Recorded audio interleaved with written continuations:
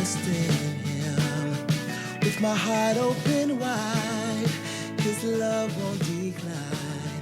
To know What's that good, everybody? This is your girl, JazzyB. And you guys, today I have such an amazing person in my presence, you guys, that have so much to talk about. So we're going to listen, honey. We're going to watch and we're going to learn, okay? All about the one, the only, E. Morgan. Hey, what's up, y'all?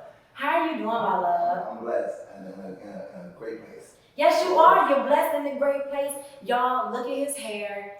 Look at the hair. Talk to me about the hair before we start. Why I I was trying to go for a lotus flower look. Come on, lotus. So I was trying to get a little swirl and a whoop, a swoop. Come on and do that. And give me the 6 flags, okay? Like, it's art, though. Like, it makes me want to sit and say, ooh, ah. So give you a little different. I really like that. Thank you. What made you actually want to grow your hair?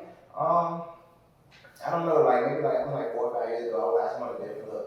I was becoming an artist or changing my name. So I was like, I want to do the rebrand, come out with a whole different look. So I was like, I'm going to cut, grow my hair out, do the locks, and do that thing. So how has that been? Like, just, being who you already are, having the gifts that you have, which is singing, writing, directing, teaching other people how to sing and get their vocal cords strong and everything. With all the things that you do, what was that process like creating the character E. Morgan? What was that process like? I think it was easy transition because I was still doing that as, my real name Jesse, but I think it just made it more a professional business. You know what I'm saying? I put my stamp on it when I got my license for it and stuff like that, so I can do it professionally. Got you. So, all right, so who is Jesse and who is E. Morgan? I would say the same people. So Jesse is my real name. E. Morgan is my middle name, but it's split backwards. So my real name is Jesse Morgan Edward Statement. So I go through E. Morgan, Edward Morgan. So same people. When I first started, I was doing a different genre. So I came out doing pop and R&B. So I didn't want to come out with the same name. So I was like, let me rebrand, let me change. So I came out as E. Morgan. So still want to be the same, still me. I love that. I noticed that you say the word rebrand a lot. So when you say rebrand, what does that mean? Because typically that means that a person has been doing this for a long time. Yeah. They maybe have stopped, started. What's that journey for you? Rebranding wasn't never a stop. It just kind of just changing some things. So changing the genre, changing the brand, changing who I was working with, changing the type of song I was writing. It's everything kind of changed. You know what I'm saying? Even to the friends, people I was hanging out with. Wow. You know what I'm saying? All that stuff. So it was a rebrand of the music, but it was also a rebrand of life. You know what I'm saying? Yeah. So for the people who really just don't know, too much, keep that little column up. Listen, let me know on a commercial break, I'll water it. Okay, whatever you need, okay? That's all I'm saying, because natural hair do matter, right? No justice, no peace. Okay. So I love that. So speaking of just justice and peace in general, how much justice and peace do you have when it comes to this thing that we call music? It's just, I feel like music for me is a sense of freedom. You know what I'm saying? It's something that I can do and I don't feel the essence of time. Wow. You know what I'm saying? So I can do it all day, and it's just it's like a level of peace. You know what I'm saying? And I can't escape, there's so much stuff going on in the world right now. You know what I'm saying? And it's a way of just, creating a peace even though the world is so chaotic right now. Yeah. So you're writing a new song. Yeah. Okay, a new single. I'm so excited and crazy. I'm so excited because I haven't released music in almost 2 years. It don't even feel like it's been that long. I know people say, what's the other song today? Because it's timeless music. So that's a good thing. Okay, make sure they go ahead and download that music. Download E. Morgan, Snakes in the Garden, Late Nights is out everywhere. Anywhere you Google my name, E. Morgan Music is there. Alright, so make sure you do that. Yes. So with writing this new single, already tell me the difference already. What were your mind, where was your energy, your soul, when you first decided, for one, that you was going to come up with a new single after 2 years? 2 years. So I guess almost a year ago, back in September of 19, I was dealing with a lot of stuff. I was writing, I was happy. I should say I was content. But I was dealing with a lot of depression, and a lot of things that was, built up for me since I was a young child. Wow. So I had to come to a self where I was I just want to be free from everything. I had to call some people up that I had, some things that I had to let go. You know what I'm saying? So I became free and, and God began to speak to me. And it's crazy, like, he's always speaking to me, but I feel like I've been ignoring his voice for a long time. You know what I'm saying? Yeah. So he started speaking to me, and I just started writing, you know? And it was like one time I was asleep, and I Surrender All came to my head, and I was like, I had to get up. It was like 3 o'clock in the morning. And I was like, let me start writing it. And then from there, I birthed my new single, which is I Surrender All, a whole different genre, it's gospel. But it's good. So how do you think the people who have only seen the pop artist E. Morgan, how do you think they're going to perceive this new single? Well, I think it would be an easy transition. Even when I was doing my gospel stuff and then I went to the R&B, I had some people that kind of like transitioned with me because it was still like good music. Yeah. And some people was like, that's double music. Yeah, you know what I'm for saying? sure. But I feel like the people that met E. Morgan first before the Jazzy, I feel like they're true fans, so they'll follow me. Yeah. And the reason why I say this is because you remember when we had the show for because you were with me for the album release. Yes. And everybody said, I left the show feeling inspired. Like, I want to go and build my brand, build my business. So it's like, even though it might not have been like, God, you know what I'm saying? I'm not even saying Jesus, but it was still like somebody wanted to better themselves, be a better human. It was still ministry. Right. Ministry in the industry, for sure. I love that. Oh, ministry in the industry. You know what I mean? Sure. That's exactly what that is. And I really love that. And like you said, I definitely have been around and have experienced a lot of your shows. Thank you for asking me to host. That's always good. I can't get nobody else to do it. Now, hold on now. Hold on. Anytime you're ready for the next show, I'm here for you, okay? But what I love about watching you, E, is that I love the fact that even when you were doing pop, like you said, everything was still encouraging, inspiring. Yeah. You still open up every single show for prayer. Gathering around, not just a prayer where we still walking around, but we're holding the hands, touching and agreeing. Right. And so I want to know, being that you were raised in church, what are some key things that changed your life while actually being raised in the church, and how does that affect you as of today with your music career? I think being raised in church always taught me that it was like a higher power. You know what I'm saying? To rely on. Always helped me with prayer. It always kept me like going, no matter what obstacles you face. You know what I'm saying? Because I always faced a lot of obstacles, so it's like I had to be taught to persevere through everything. You know what I'm saying? And to keep moving. So I feel like that is like one of the biggest things. And like I was so disciplined in church, like. My mom had me in church Monday night, volunteer rehearsal, Tuesday praise team, Wednesday Bible study, Thursday praise team, Friday we get a rest, Saturday choir rehearsal, and Sunday church, and we do it all again. So it kept me disciplined. So now doing it on your own, you have to get up every day like something to do. You know what I'm saying? Even college, you know what I'm saying? That also disciplined me too. But church and stuff like that, like it really helped me because like even like back in the day when I was doing music at church, I would start a lot of things. Like I started the praise team in my church. I was directing a lot of choirs, so like I was really like working really hard at 12, 13. You've been doing it for a long time, even before then. The Richmond Boys Choir. So I started there when I was 7. Now I've been 10 years, so like that's what gave me a lot of my training and experience and skills. Church gave me that oomph. Always give you that oomph. Voice choir gave me the experience and skills. Come on, I love that. Okay, and so we all know that even in church, even with all the positive, me growing up in church, my whole life is where I really started tapping into my personality, my gifts, and a bunch of different things. But there was also things that happened in church that impacted me in what could have been a negative way if I probably would have let it be a negative way. And being that you said that you've been to multiple churches where you've started praise team, you started choir, you started a little bit of everything. Is there anything that even negatively that have impacted you that you feel like now you actually realize in hindsight that it could have been, and it still is, an actual positive thing even? Okay, come on now. What you saying? If you're at home, raise your glasses too, okay? Because it's about to get real. Okay, and it's cranberry apple, y'all know where I live. It's cranberry apple.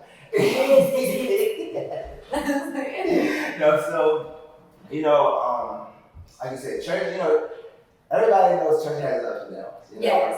And I know everybody has their own stories of their own life situations that happen to them. But just to talk about mine, I was in church young. I was, in music. I was dedicated. I love church. I love God. That's all I care about. Music, church, music, and God. That's all I did. So I did all I could. Praise teams, choirs. I did so much stuff. Going to conferences. Wasn't a perfect child. But that stuff, I was one at the altar. Jesus. You know what I'm saying? But so a lot of stuff happened. And growing up and doing that, something really, really big happened to me. So like 16 years old, and it's hard to talk about it because I haven't really, you know what I'm saying, really expressed. Yeah. But Yeah. I was 16 years old. I was in my home church, and you know, I was doing music, doing my thing. I said I love God and everything. We were singing, and I got molested.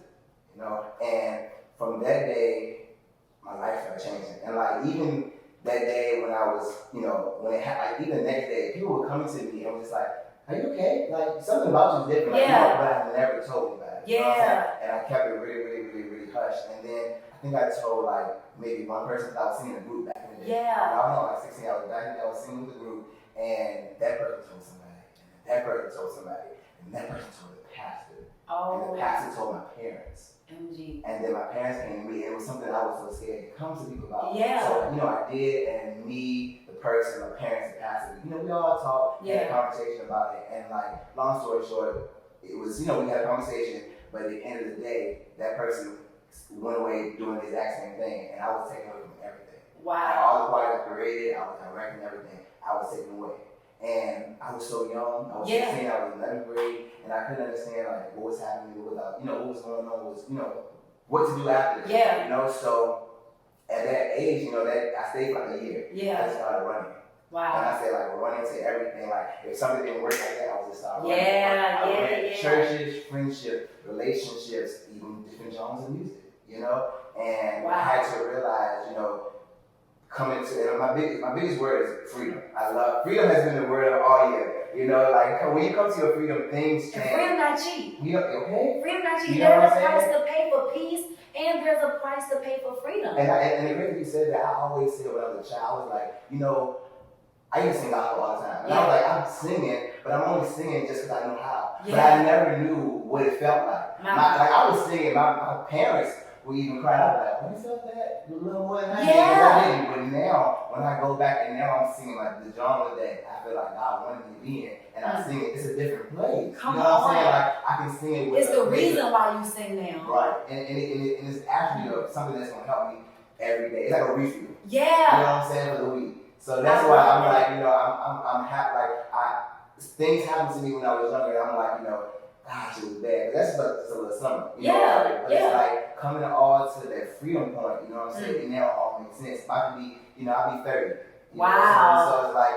I'm just, you know, I'm just excited for what I am. So almost 15 years later, you found that place of healing. And let me just say this, because your lotus flower is falling. It's falling just a little. Let me grow it up. Okay, grow it up. There you go. Come on. Plant that seed. Plant it. Okay, there it is. Come on, now. And just like that. And It is back. What is it, magic? Okay? I love it. But no, what you just said just blessed so many people, and I know it did because it blessed me. 15 years later. 15 years later. 15 like years we later. A decade plus 5. Plus 5. Later. Wow. Yeah. That's so huge, so much to the point where we need to actually look up the number 15 even and just see the special meaning it is, or either 5 plus 1, 6. We need to really, really see that. But anyway, I said that to say that that's such a hard thing. And, you know, like we said, there's a price to pay. You know, my brother used to tell me, like, Jazz, peace is not always peaceful. Right. And it's not, but it's one of those things that you got yourself to a place where you are comfortable being uncomfortable. Yeah. Like you said, moving around, being mobile, just like, all right, this ain't work, let me go. This ain't gonna work. I don't feel like this gonna work. Let me go. But like you said, you had an opportunity to realize that you were really running away still as that 16-year-old boy that was molested at a young age and was basically dropped out of everything. Right. And it's crazy you say drop out of everything, because I feel like in order for me to find that freedom, God stripped everything. Took everything away. Relationships, everything that I was used to relying on every day. Jobs that I was planning, contracts that I had, everything's taken away from me. So he had to sit me down for me to have a place where I had no option but to look at myself. And you know what's so funny? God is doing that right now to the world. Right now, that's what it's doing right now. Exactly. People are like, oh, for all of you saints that's saying, you know, that 2020 was perfect vision, I bet you ain't see this coming. No. Exactly what he just explained, how God had to sit him down, take all things that he was dependent on, all things that was distracting him, all things that was, you know, all those things had to get taken away. And that's what God is literally doing to the entire world right now, where we have to sit with who we really are, not the persona, not the character, not the title. Exactly. Who we are. Who are you? And if you don't know, yeah. some of those people have failed the test. A lot of people, that's why the suicide rate went up, the domestic violence rate went up, because so many people don't know how to sit with who they are and what they've been through. And they can't really sit with who they. I had a conversation with a woman that we actually both mutually know just the other day, who's been experiencing a lot of the things that she experienced in church and with her family and just different things like that. And you start realizing that a lot of the things that could alter, or did, let's just say it did alter you. Like you said, you had to go through 15 years of things that, didn't feel right, didn't sit right. You went through depression and all these different things, but where you are now, you're now like, okay, you go back to where you started from. To God. It's like a full circle, and it's like, like you said, it's a price for peace. It's a price. And I felt like I had to pay that price. I had to pay it, and it was a big price that I didn't think that I was going to pay. Yeah. And think about it, I didn't think I was going to ever get through it. I didn't think I was going to get through it. And the thing about it, I was comfortable living in it. Wow. Like I was just like, this is just me. I'm just gonna run. That's who I am. Like I'm gonna go to church. This ain't gonna work. I'm gonna go here. Oh, they don't like me no more. They don't want me to sing with them no more. Oh, these people over here like me as E. Morgan. So that's why I be here. And you know what? Sometimes it kind of reminds me of the saying, like, sometimes it's not everybody else. Exactly. Sometimes. Sometimes it's us. You know what I'm saying? And nothing wrong with that. Right. Because that makes you the strongest person ever. Yes. That's where the strength comes. One of the things I've noticed that since becoming an adult is what we'll call it. Okay, that's an adult because you're an adult anyway. But when you're an adult, that means you got some wisdom in you, okay? I'm amazed at just your journey though. Like, I'm really, really, really amazed at your journey and just the fact that you didn't give up. And like you said, you didn't see your way out. Right.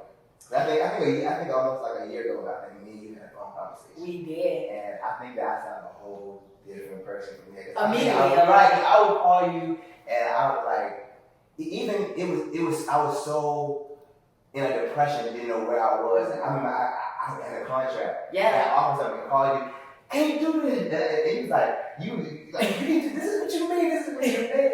I'm like, like that the whole, and you know what I'm saying? I didn't know why. I didn't know what I wanted. And then one day on the phone, we talked about, look, you're running, okay? And you gotta face what your real problem is. And you did it though. Exactly. And to see that now, what is this, a year later? From this Almost journey? a year, And I want people to really understand what you did to take your control back, because on that phone call, I remember like it was yesterday when you first admitted and you was open to even hearing the conversation. And once you realized, like, you know what? I think I might be actually running. Maybe I am, and maybe I do need. So you reached out to the person that hurt you the most. And how did that go? I reached out for freedom because I was like, you reached out for freedom. My statement was, can you free me? I said, can you please free me? And the person said yes. They apologized for something they never admitted to for years. They apologized, and it made me feel good because it was like, I wasn't crazy. I wasn't like, why would you just cast out? So at that moment, and I'm glad it's probably in my head. Like, cast out, at that moment, I always felt like I've never been enough. Yeah. You know what I'm saying? Like, everything I did, like, I got chances to be a part of, amazing groups. You know what I'm saying? And then I'll get to a certain point with them, and then they'll just drop me where they are and keep going. And I'll be like, I'm just not good enough. So I'll just go to anything with somebody that was good enough. Whether it's good or bad, that's just where I led to. You know what I'm saying? I just kept on and do certain jobs where I just know it wasn't in my plan or nothing like that. You know what I'm saying? So it was just like, I had to realize I was running. And when I had to, everything got stripped away, and I had to stop.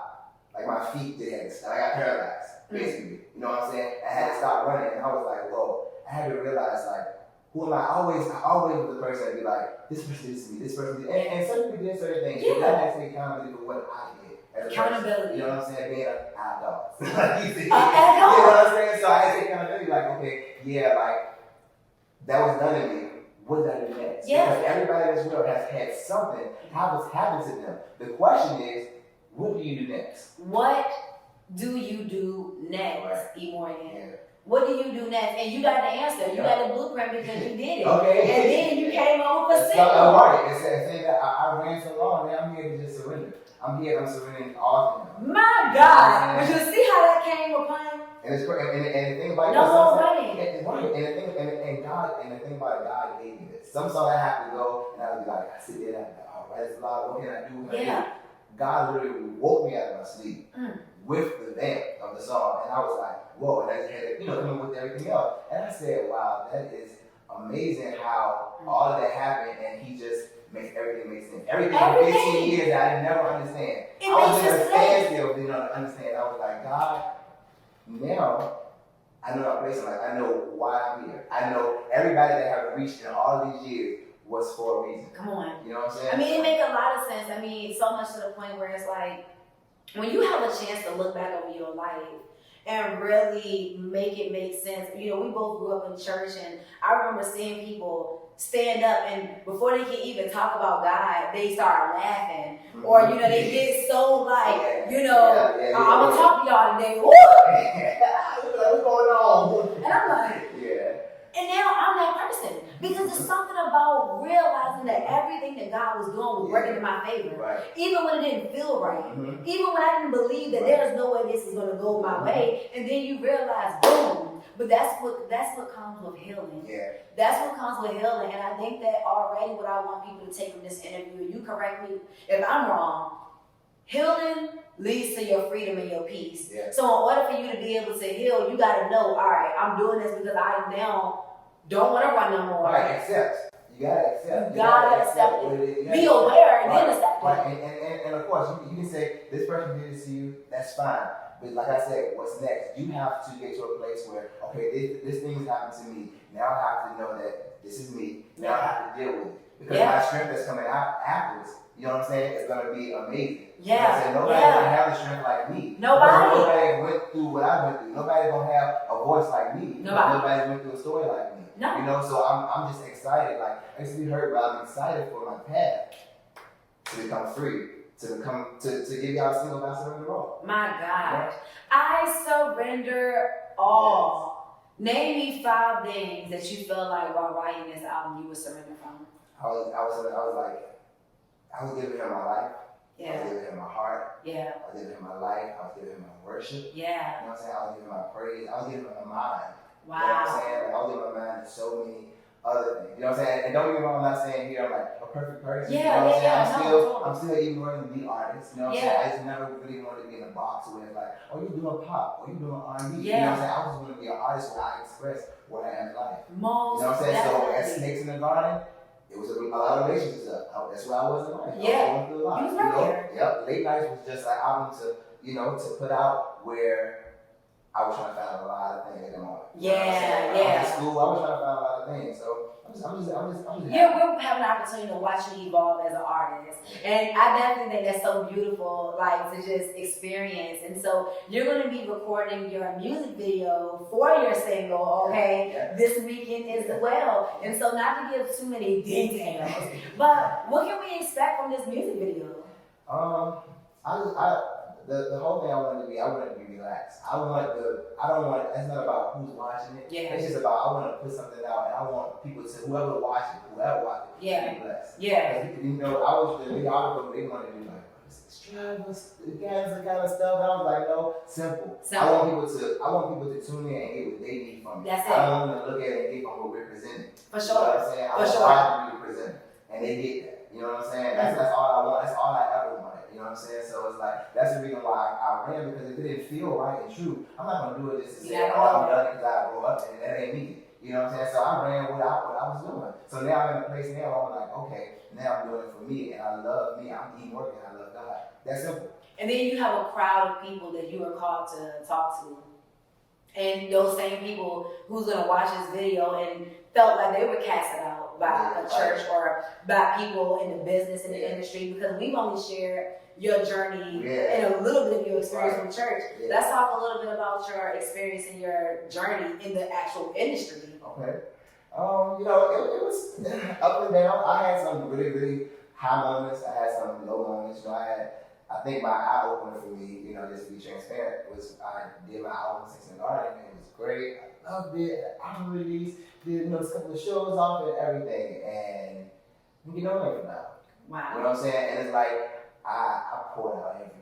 You know what I'm saying? I sacrificed. That was when I first moved to Atlanta. You know what I'm saying? I might not have all the bills all the time. You know, just to be transparent. Yeah. But I had music. Yeah. I had a passion. Yeah. You know what I'm saying? So it hurt me. So it's like, but then again, I was at a place where, you know, I was still going through a lot, but I was finding my freedom. You know what I'm saying? So now I'm like, I don't want that money. I don't want that. All I have to do is find a new direction. There it is. Keep moving. There it is. You know what I'm saying? I was going to ask you, what was it that you could take away from that? Because, you know, I've had a similar situation. Remember, I used to tell you, like, don't look, if you get bored letting people invest in you, do it because, you know, sometimes people are people. And that's just what it is. Sometimes they're not even doing what they're doing to hurt you or whatever. But ultimately, as the artist, as the person putting your blood, sweat, and tears in, it's so many artists that go to this. I mean, we watched the new edition. We watched, I mean, pretty much everybody with Destiny Child pretty much say, I'm like, TLC all right. Everybody do this, you know what I'm saying? Like with management. So I guess I would say, even though you just shared what you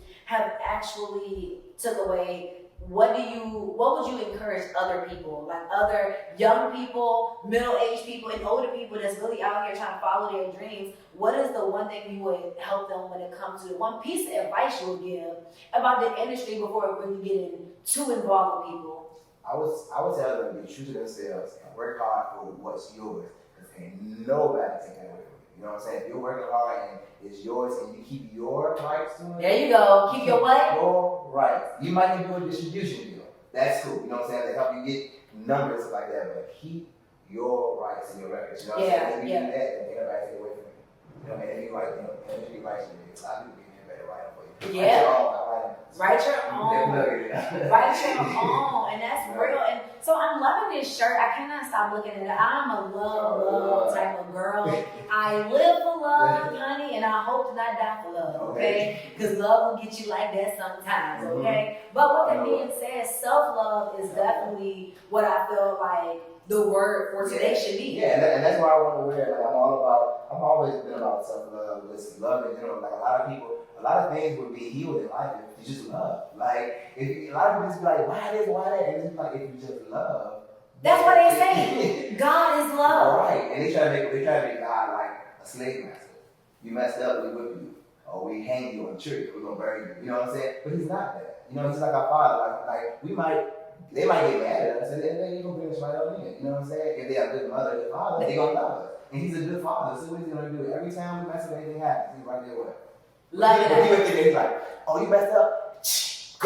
What's your name? You know what I'm saying? I don't know it. That's because how can, like, the fact that God can die for our sins, right? Like, if he can share his love for us, but then people with blood in their bodies got the audacity to be like, I'm gonna judge you. Right. For what? When we all going through the same thing, we all going through the same judgment line at the end of the day. So my question is that we're living in what we call culture cancel, right? Okay. That's where a lot of people, you say something wrong, the culture cancels you, right? We can go from R. Kelly to an array of different people who are good artists, right? Really, really good artists. However, something in their personal life have been exposed to the world. What's your take on us supporting an artist for their music and then actually just, you know, being able to separate the two? You get what I'm asking? I feel like people be mad at this, but I feel like you take support that music. I do. And the reason why I say this is because music is music. Music is not. Sometimes they write off of, like, if they write a song off that, like, that's might be who they are. They can be them at that moment. You know what I'm saying? At the end of the day, he was still supporting R. Kelly when he was doing whatever he was doing. We just didn't know it was exposed. But that's just like church, though. You know what I'm saying? Like, okay, you having sex and you got married, but then you get pregnant and it shows. Then you got to get put out the choir and stuff because what? Now it's seen. Because it's seen. Because now it's like, now we don't want everybody else to judge us after that. But at the end of the day, it's only one. Only the judge already knew that was going to happen before. So who are we really like? Who are we fooling? Who are we? You know what I'm saying? So that's real right? That right there. So they used to really like, that used to be one of the things that drive me up a wall. Cause I used to be like, love is love. Cause just like you might chastise somebody that's doing that, you gonna do something about it. Yeah. You might do something in 2 minutes after that. So you gotta sit yourself down after that. You got to. And I think that's the biggest thing. I think that we gotta give people grace. Like so many people don't understand the word grace, and it's just like people who grew up and they hate their parents, right? I hate my parents because you did this, you kept me away from my dad, or kept me away from whomever. Whatever your reason is, then you become an adult. Mm-hmm. And then you got kids. And then all of a sudden, your kid's like, I hate you, Mom. But you're like, what? You understand? It's a circle of life. Yeah. It's a circle of life. It's literally a thing where it's like, yo, like, people really are trying to do the best they can. Yeah. So it's like, I think that where we are right now in our life is realizing who we are, where we are, and being able to have the capacity in our heart to not judge and to love on other people, because we now know that, yo, I know my life been like this for the past almost 30 years. I can only imagine what this person's life has been like. I can only imagine, you know, because everybody got their own story. And so with your story, it's so dope because you have moved to multiple states. You have had multiple streams of not even just income, but just different streams of opportunities that you've done, from singing on cruise ships to singing, like we said, starting off with the Richmond Boys Choir to singing at all different type of things. What's next for you? You know, right now, COVID. No. Okay. That's not next for you. No, but COVID. That's what's alternate next. Yes, right. But no, you know, I right now I just really want to. I've been during the COVID and Corona pandemic. I've been, like I said, sitting down. I've been writing a lot of people still, and stuff like that. But I've been writing right now, getting an album together. Yes. I've been writing for me and writing for this church in Atlanta, kind of like together type thing. Okay. And so I'm coming out with the album. So this single is acting like a single off the album. Just to give you a little bit of something. It's called Dig It In. All right, and it's about basically like, you know, a lot of people, you know, digging like you digging, you trying to get some treasure. You know what I'm saying? Your past is the dirt. So you throw that past over your shoulder. But a lot of people sometimes dig to the treasure, and they got one more dig. My God. And they like, it ain't here. And they throw that shovel down. And sometimes somebody comes and go, whoop. And that person, what? Was just like that. But the other person, if you did one more dig. All that work you'd have done and you'd have missed the prize. Dig again. Dig again. Again. So that's gonna be the album. My God. Yes. That reminded me back in the day doing Black History program. Take this hammer, kill John Henry. Oh my God, that's what kind of digging I feel like. I got your moan. Yeah. The devil, they said the devil don't understand you when you moan, okay? My God, that there, and see, it's nothing like an artist having reason for what they're doing. Right. It's gonna be a true passion. You know what I'm saying? It's not like somebody, what the fuck, this is a song coming out. This is what I'm living. Dig again. That's what I want to do. I felt like I was thinking for a long time. I was like, oh, people don't like my music. Oh, I gotta stop. Or people don't like the way I sound. Come I gotta on. stop. Or they don't like the way we look. Oh, I gotta stop. You know what I'm saying? Or I ain't get that opportunity when it's right in my face. I gotta stop. You speaking. You know what I'm saying? But that's never a reason for you to stop digging. You know what I'm saying? Just dig again. You know what I'm saying? And the thing about it, don't be too proud to dig. Dig again and throw it over your shoulder. If you're not too proud to beg, okay. surely you are not too proud to dig. Okay. Maybe. Whoa. Yeah, sure. So what I'm taking from this interview is to one, dig deep. Yeah. Don't stop digging. Yeah. Don't stop digging. Don't. Like not even deep again. Like whatever it is, even if it's your business and anything that you do, just go for it. Like, you know, this is not just for the church, it's for anybody that's living, that wants better. That's the whole thing about life. That I love you enough to want better for you. Do it again. That's it. Now I'm gonna tell you one thing about me. I don't get speeches often. You have took me through the ringer. Like I got a holler in my spirit, and it ain't a cute one. It's a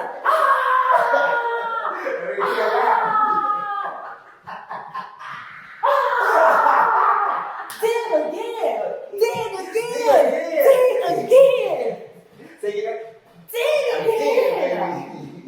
What you say? The dirt is the past. You let it go over your shoulder. The dirt is the past. Let it. Don't dig the past and put it back there. Because you ain't still go up find that treasure. You gotta dig that past and throw it over your shoulder. That's the biggest thing. Dig again. We are digging. You dig it. We digging you, boy. We digging you. Yeah. Period.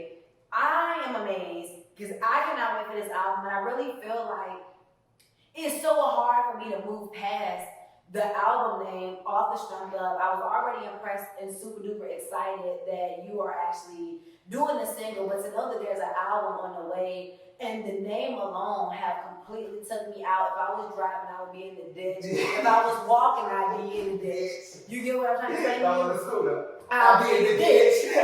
Okay, somebody would have to dig me out again. Okay, it's like that darn ditch. okay, Okay, that would be me. Is all I'm trying to say. I am amazed with your journey. I want to make sure I don't miss anything with you. Tell us, first of all, when will the music video be out? If you can let us know that. Let us know when your single will be out and where will we be able to actually get it downloaded, purchase it, rock to it, be saved by it. Talk to us. Actually, the single drops today, all right? So you can find it right after this interview. It's going to air for the first time. I Surrender All. I hope you love it. I hope it bless you. Send it to your mama, send it to your grandmama, your auntie, your uncle, your cousin, all of them. All of them. All of them. And then make sure you send it to your baby daddy. Okay? And big mama. We need to watch it. Okay. Morgan, it's been real. It's been love. I want you to leave the people with a gem that you want to drop. So if I had to drop, I would say a gem. I would say keep fighting for your freedom. All right, it's going to show your strength. It's going to show everything that you need to become who you are. I love it, you guys. This is E. Morgan. I am JazzyB. Make sure you follow us on all platforms. I am JazzyB, the number 4 real. So simple. You can follow me on all social media at E Morgan Music. Just Google me and I'll pop right up. Anything that you want to hear is right there for everybody.